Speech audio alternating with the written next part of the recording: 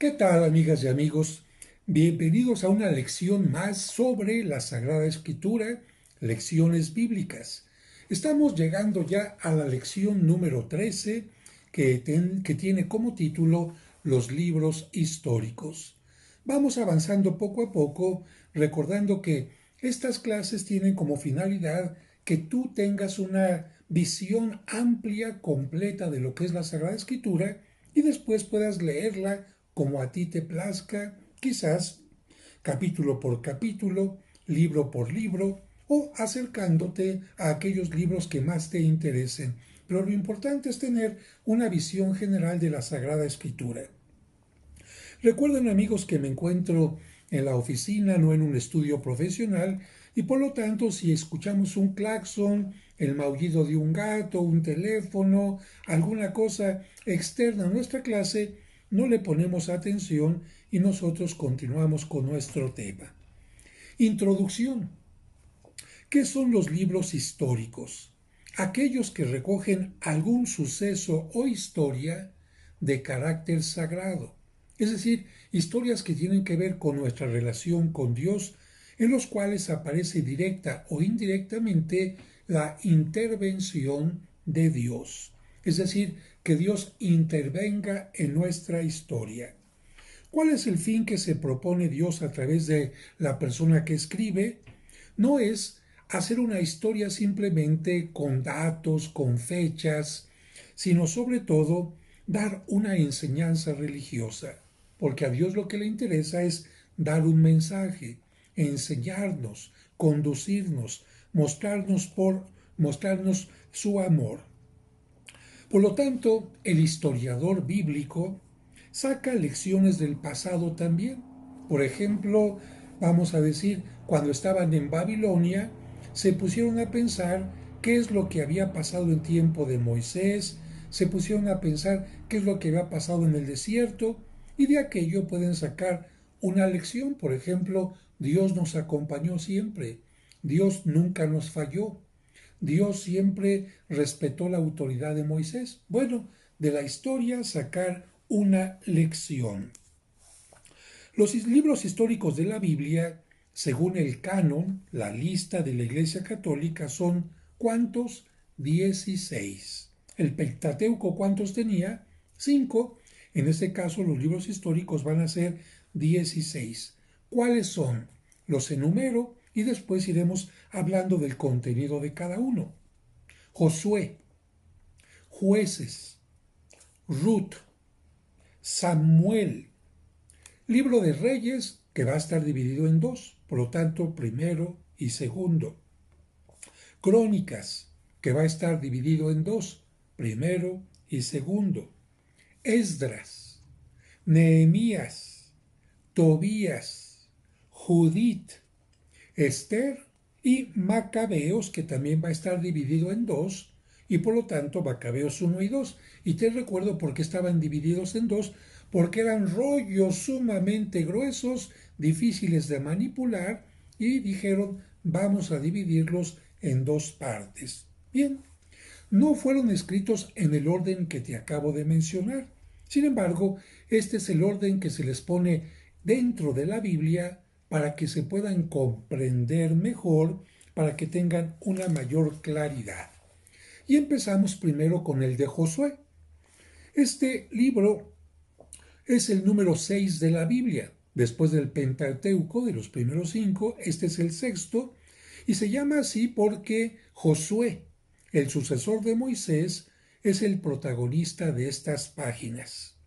Fíjense qué interesante que Josué, a diferencia de su predecesor Moisés, no fue criado en un palacio, sino entre ladrilleras y los hornos de hierro de Egipto, es decir, como un esclavo. Sin embargo, llegó a ser consejero valeroso y fiel durante las andanzas en el desierto y aún antes de la muerte de Moisés había sido reconocido como dirigente militar. Por lo tanto, fue escogido para que dirigiera el primer encuentro de Israel con los amalecitas, de acuerdo al Éxodo capítulo 17, y 40 años más tarde había sido general en jefe de las campañas que derrotaron a todas las naciones hostiles al este del Jordán. Dicho de otra manera, Josué es el que Moisés, por supuesto, inspirado por Dios, va a continuar con el liderazgo del pueblo cuando entran a la tierra prometida. Contenido doctrinal del libro.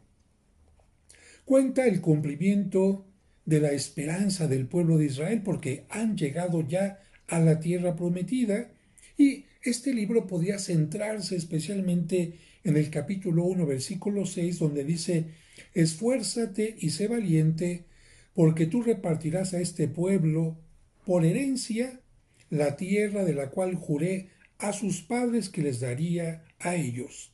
Esta tierra es la tierra de Canaán, llamada así por Can, un personaje importante de la Biblia cuyos descendientes vivían en esta zona. Te he mencionado que cuando el pueblo de Israel cruza el río Jordán y entran a la tierra prometida, no encuentran una tierra vacía, sino es una tierra que está ocupada y por lo tanto tendrán que luchar para conquistarla. ¿Quiénes la ocupaban?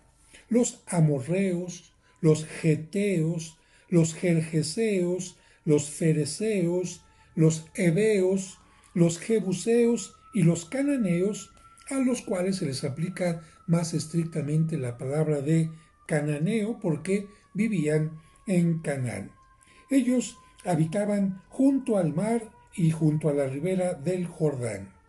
Los cananeos particularmente eran idólatras que adoraban al dios Baal, el dios del sol, que en algún momento va a ser representado con cabeza de cebú y que va a dar origen a la palabra de Baal Zebú o Bel-Zebú. Para llevar adelante la conquista de Canaán se van a realizar 3 campañas, las cuales van a abarcar un tiempo de 7 años.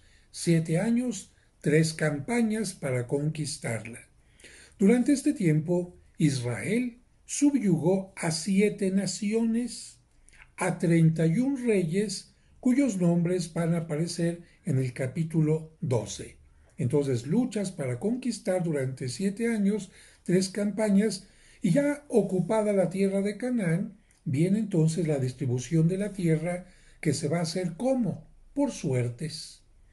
Josué va a decir: bien, ya conquistamos esta parte, entonces a ti, tribu de José, te toca esta, tribu de Rubén te toca esta, tribu de Manasés te toca esta, tribu de Leví te toca... Bueno, así es como van a distribuir la tierra prometida y por suertes. Aquí, por supuesto, antes de hacer una suerte, se pide a Dios que ilumine y que la suerte entonces sea de alguna manera la decisión de Dios. Los capítulos del 15 al 19 hablan especialmente, o tienen mejor dicho, una alta importancia geográfica y también arqueológica. ¿Cómo se distribuye? Este libro de Josué tiene 24 capítulos. La primera parte habla de la conquista de Canaán, el mandato de Josué, el reconocimiento de la tierra, el paso del río Jordán, la ceremonia de la conquista y las 3 campañas militares. Cuando te voy mencionando el contenido, voy poniendo abajito los capítulos para que tú puedas estar enterado. La segunda parte del libro nos habla de la repartición de la tierra. Primera repartición, 5 tribus. Segunda distribución y finalmente hacer el altar del testimonio. La tercera parte es la despedida y la muerte de Josué, como también el libro del Pentateuco nos habló de la muerte de Moisés, también Josué tendrá su tiempo límite en esta tierra y morirá. Y pasamos al siguiente libro que se llama Jueces. Se llama así porque se trata de los jueces o salvadores del pueblo de Israel. No te imagines un juez de una corte que pasen al acusado y esto no. Se llama jueces a quienes en un momento determinado van a defender al pueblo, van a dirigir al pueblo, porque después de Josué ya no va a haber alguien designado especialmente por Dios, sino que cada uno va a poder salir, cada uno de los jueces saldrá inspirado por Dios, eso sí, para enfrentar un problema, para enfrentar un reto. Contenido doctrinal. Entre este libro y el anterior se nota un claro contraste porque mientras Josué es un libro constante de victorias hasta el punto de que conquistó el pueblo 7 naciones en 7 años, el libro de los jueces es un libro de derrotas en que se habla de 7 apostasías. Acuérdate, apostasía significa renegar de la fe.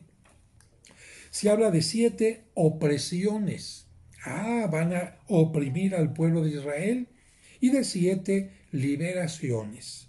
La causa se puede poner en la incredulidad y desobediencia de Israel, que le llevó como un castigo divino a ser esclavo de aquellas naciones a quienes debía haber exterminado totalmente. Bien, acuérdate que hubo una alianza entre Dios y su pueblo. ¿Y qué es lo que pasa cuando el pueblo no cumple con algo? Dios dice, muy bien, ¿quieres hacer las cosas solo? Entonces te dejo solo. ¿Te sientes tan fuerte como para enfrentar las adversidades tú solo? Te dejo. ¿Y cuál es el resultado del libro de jueces? 7 apostasías, 7 opresiones, 7 liberaciones. Pero cuando Israel se arrepiente y se vuelve al Señor, le pide que le salve, y en ese momento Dios hace surgir del pueblo líderes, caudillos, fuertes, valientes, para que lo liberen. En este libro se va a mencionar a 12 jueces o salvadores. De los 12 más importantes, los más importantes van a ser Otoniel, Ahod, Débora, Gedeón, Sansón y Jefté. El libro va a terminar narrando la vergüenza doméstica y la guerra civil en que Israel se vio envuelto a causa de la anarquía, es decir, ya no tuvieron una autoridad a cual obedecer, cada quien quiso hacer lo que se le pegaba la gana, y también a causa de la idolatría que generaron muerte espiritual en el pueblo, generaron apostasía e inmoralidad, estado al cual camina una sociedad que no tiene leyes. Qué interesante esta parte del libro de los jueces. Cuando hay anarquía, cuando ya no se sigue a una persona, cuando hay división, cuando no se respetan las leyes, los pueblos van precisamente a la destrucción. Por eso es importante preguntarnos si nuestros gobernantes buscan la unidad o la división, si permiten que haya una ley, si se castiga a los que cometen algún delito, si se cumplen las leyes de verdad, porque de lo contrario se cae en la inmoralidad y se va a la destrucción. ¿Cómo se distribuye este libro? Tiene 21 capítulos que se van a distribuir en 3 partes. La primera parte, la necesidad de jueces. Necesitamos un líder que ayude al pueblo a caminar adelante. La segunda parte, los 12 jueces, quienes fueron Otoniel, Ahod, Samgar, Débora, Gedeón, Abimelec, que fue un juez apóstata, un mal hombre, Tolá y Yair, Jefté, Ibsán, Elón y Abdón, y finalmente Sansón. De tal manera que estos son los 12 jueces que va a tener el pueblo de Israel, y esto está en la segunda parte de la distribución del libro, y la tercera parte del libro es la crónica de los crímenes de Israel. ¿Qué hizo Israel para enfadar a Dios? Bueno, la idolatría de la tribu de Dan y la tragedia de la tribu de Benjamín.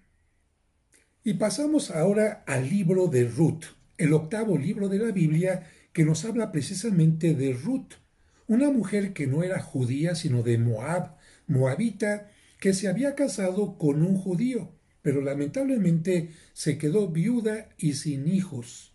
Y en este caso, ella va a rechazar su pueblo, va a rechazar sus orígenes para cuidar a su suegra que era judía. Y aquí viene algo muy interesante porque esta mujer tan buena va a casarse con un judío y de esta unión entre una moabita y un judío, una mujer que no era judía y un judío, va a venir la descendencia del rey David. Vean, con esto se nos enseña que Dios, aunque ha preparado un pueblo a través de Abraham, Isaac, Jacob, etc., también está abierto a todas aquellas personas que fieles a Él quieran cumplir con su palabra. El contenido doctrinal. La doctrina de este libro, ya lo hemos dicho, el octavo de la Biblia, es algo más que el hecho histórico de que una mujer se quede viuda y se vuelva a casar.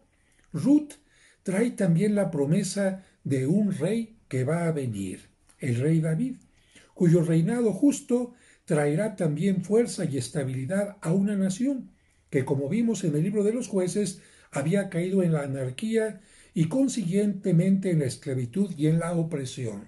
Sí, el pueblo necesitaba de alguien que lo unificara y que volviera a hacer que se cumplieran las leyes, y este va a ser precisamente el rey David. Ruth proclama la venida de un hijo mayor de David, un hijo importantísimo, quien no solo va a redimir a Israel, sino que será el salvador de los gentiles, ya que de esa familia nacerá, como lo sabemos todos, Cristo. Mateo es por esto que cita en su genealogía a Ruth y le da el significado especial como uno de los antepasados de nuestro Señor Jesucristo. Simbólicamente, Ruth, la novia no judía, por lo tanto la novia gentil pagana, es imagen de la iglesia, mientras que Booz, el que se casa con ella, el israelita, será símbolo de Cristo. ¿Cómo se distribuye este libro? Es un libro muy corto pero muy bonito y tiene apenas 4 capítulos. Incluso en el canon judío aparece como parte del libro anterior, el de los jueces, ya que lo que aquí se narra sucedió precisamente en el tiempo de los jueces. Los 4 capítulos están distribuidos así.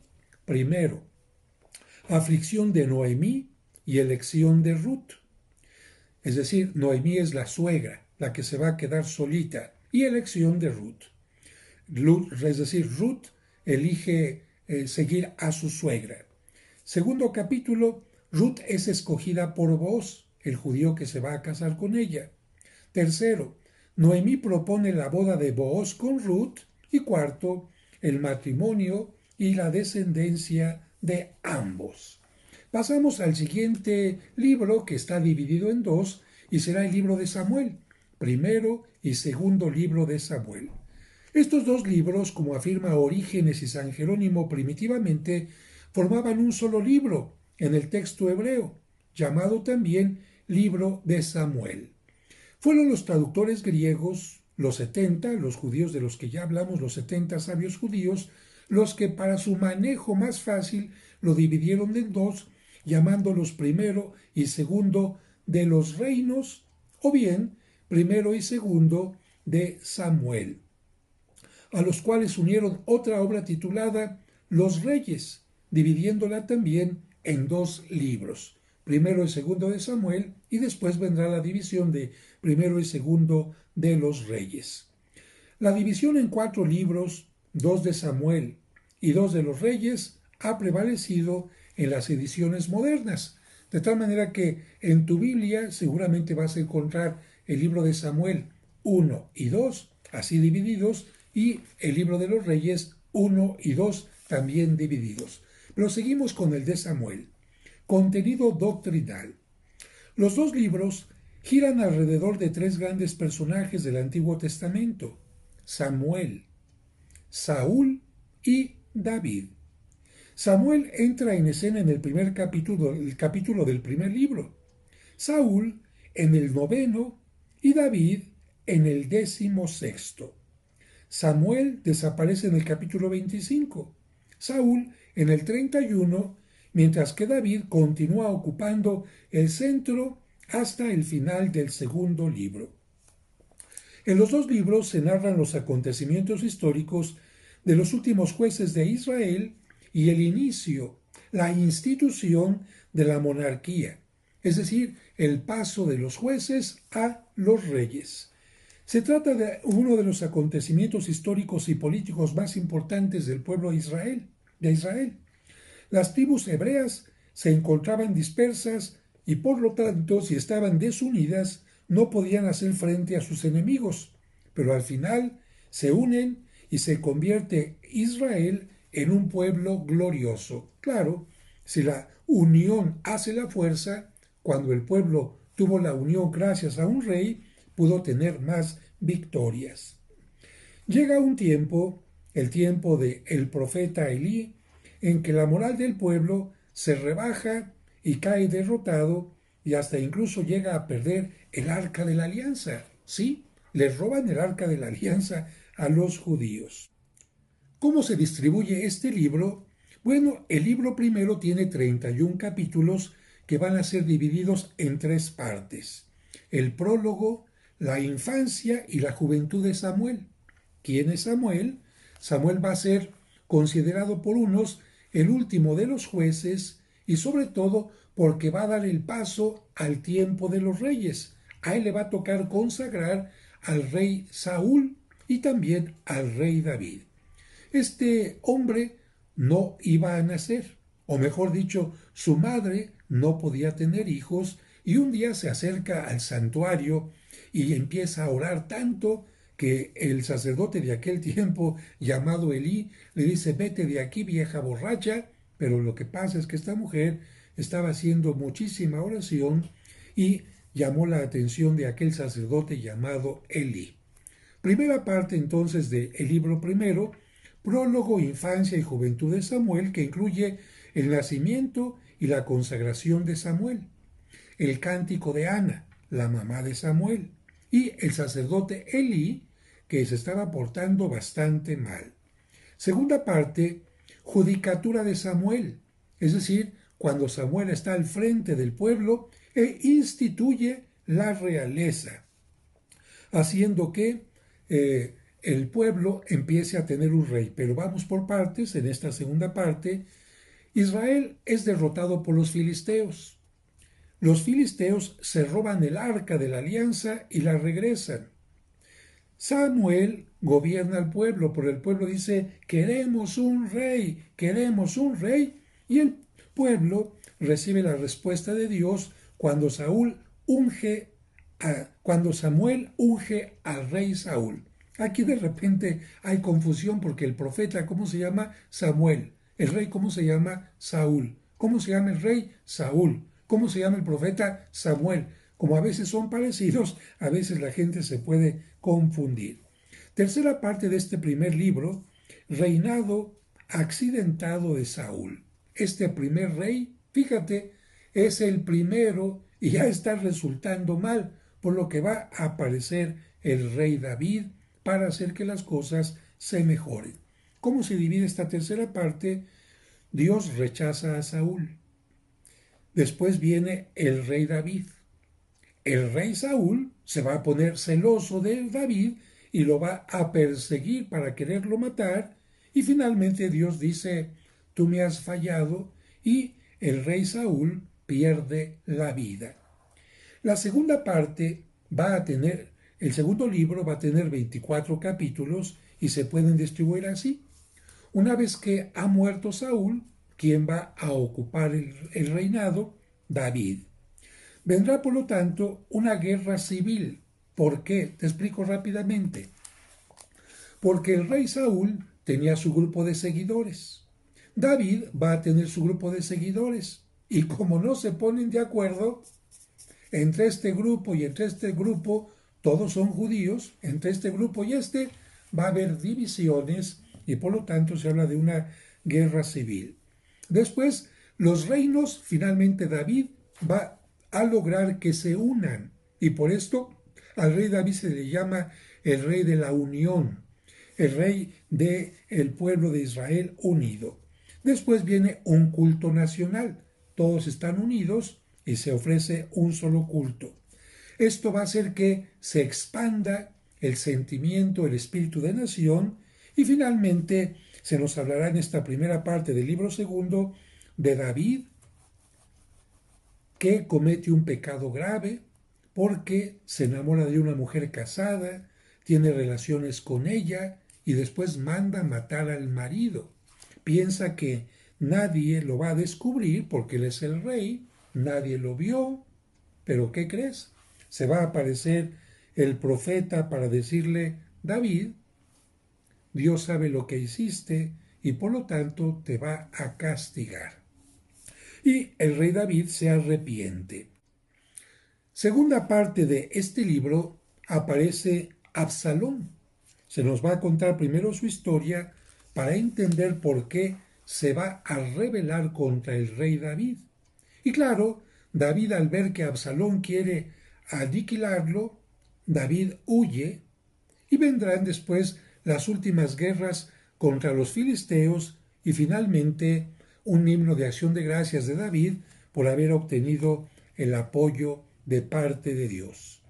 Vamos ahora a el primero y segundo libro de los Reyes. Título. Se llaman así estos libros porque nos hablan de la historia de los reyes de Israel. ¿Cuál es el contenido doctrinal? Las páginas iniciales de Primero de Reyes complementan el reinado de David. Enseguida aparece la elección que él hizo de Salomón para que le sucediera. Elección sabia y acertada en verdad. Salomón va a ser hijo de David, uno de tantos hijos que tuvo, pero David dice, quiero que éste sea mi sucesor. El reino que Salomón recibió no fue ciertamente un reino arruinado o deshecho, fue un reino bien establecido que lamentablemente no supo conservarlo en todo su esplendor. Por eso vamos a encontrar en Salomón, el tercer rey de los judíos, cosas buenas y cosas maravillosas. Entre las primeras hay que citar que construyó el templo. A él le tocó construir el templo de Jerusalén y su admirable oración de dedicación cuando dedicó el templo. Pero lamentablemente Salomón, aunque pidió sabiduría, se dejó llevar por otras cosas, especialmente por el placer, muchas mujeres, y cayó también en la idolatría, haciendo que Salomón terminara en una forma no muy agradable ante Dios. Salomón fue un hombre superdotado. ¿Por qué? Porque era botánico, zoólogo, arquitecto, poeta, escritor. Sin embargo, sus últimos años, como ya te lo he dicho, no fueron demasiado felices. Y acuérdense que cuando una persona actúa mal, el resultado es que le va a ir muy mal. Le va a ir muy mal. ¿Qué pasó con el rey Saúl? Actuó mal, incluso tuvo una sesión espiritista, por eso tuvo una muerte como la tuvo.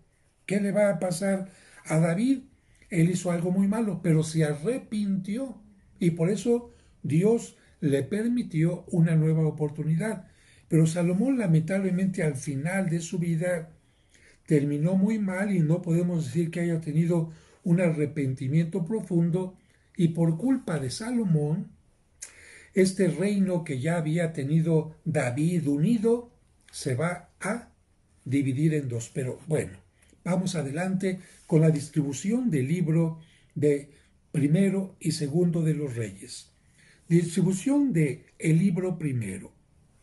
Tiene 22 capítulos divididos así. El reino de Salomón, el último encargo del rey David antes de que muera, sabiduría de Salomón, cuando Dios le dice a Salomón, pídeme lo que quieras, y Salomón le pide sabiduría, y después la política interior, religiosa y exterior de Salomón. Pide muchos impuestos para construir el templo, tiene buenas relaciones en el exterior, traigan cedros del Líbano para el templo, traigan fenicios para que lo construyan, muy bueno en esta parte. Después se van a revelar las 10 tribus. ¿Qué es lo que va a pasar? ¿Qué es lo que va a pasar? Que precisamente porque Salomón pidió muchos impuestos, el pueblo le pidió a su sucesor que los bajara. Y su sucesor, en lugar de bajar los impuestos, los aumentó. Y por lo tanto van a revelarse las 10 tribus. Siguiente parte, tercera parte del libro primero, los primeros reyes que suceden a Salomón. Ya te hemos dicho cuáles fueron los tres primeros: Saúl, después David y Salomón.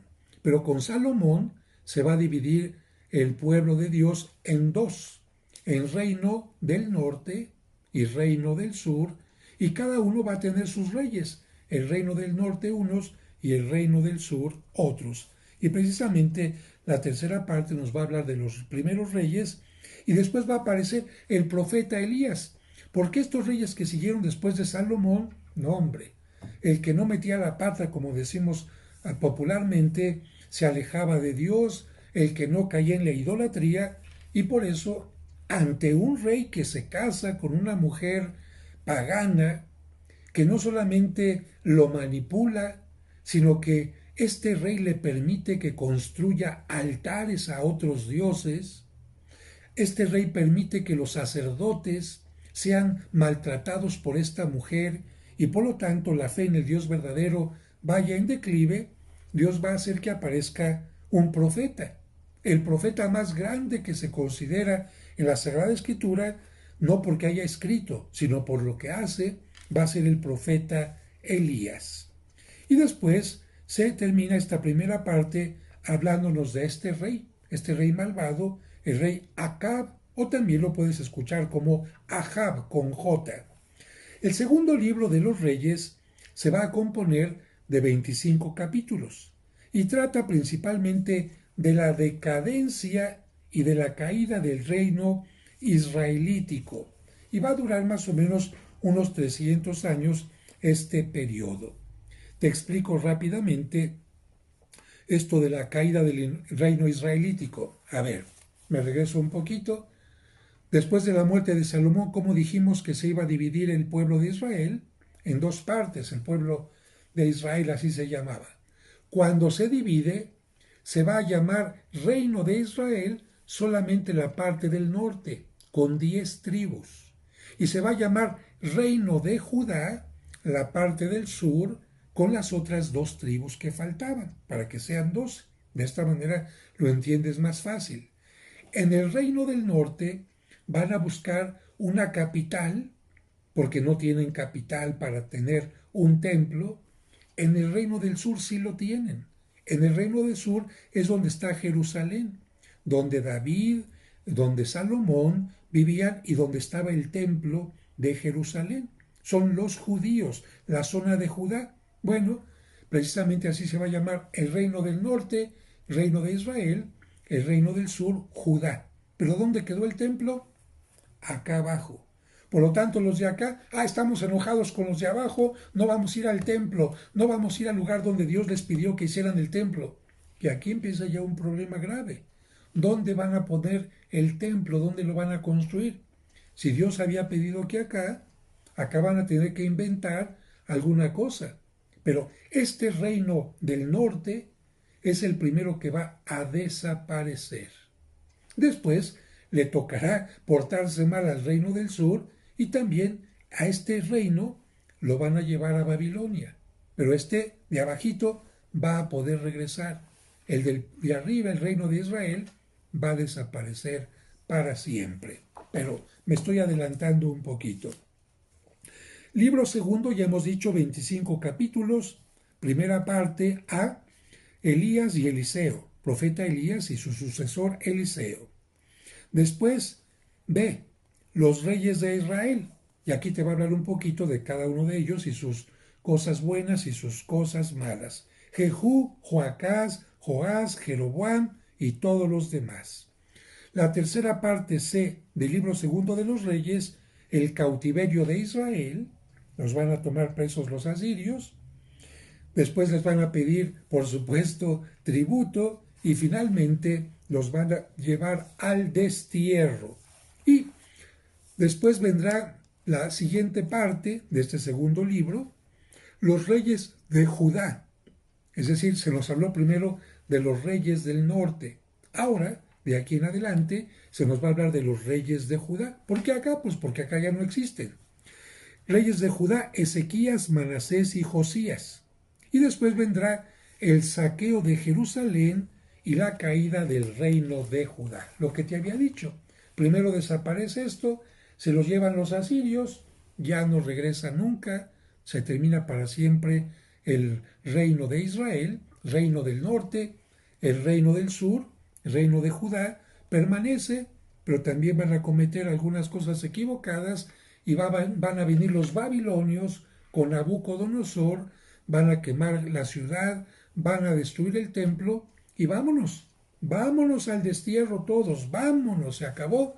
Y por lo tanto, allá en el destierro van a tener reyes, pues allá el rey de Babilonia será el rey. Pero continuamos entonces con esto. Saqueo de Jerusalén y caída del reino de Judá. Vamos ahora al siguiente libro que va a ser el primero y segundo de las crónicas. Primero y segundo de las crónicas. Este título se lo dio la Biblia hebrea y San Jerónimo le llamaba a estos libros paralipómenos, paralipómenos, que significa en griego libro de las cosas omitidas o bien libro de las cosas transmitidas. Pero como es más fácil decir el libro de las crónicas, primera y segunda parte, o primero y segundo libro de las crónicas, que el libro de los paralipómenos, pues en la mayoría de las Biblias aparece exactamente como crónicas. El contenido doctrinal de este libro.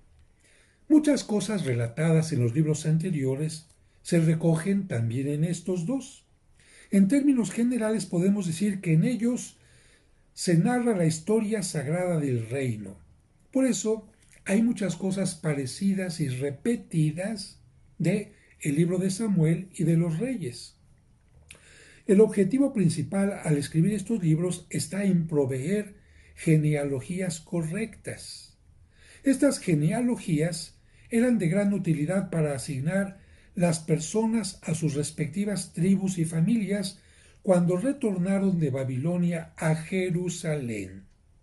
A ver, te voy a explicar un poquito. ¿Te acuerdas que Josué, cuando llegaron a la tierra prometida, distribuyó los terrenos? Es decir, distribuyó Canaán.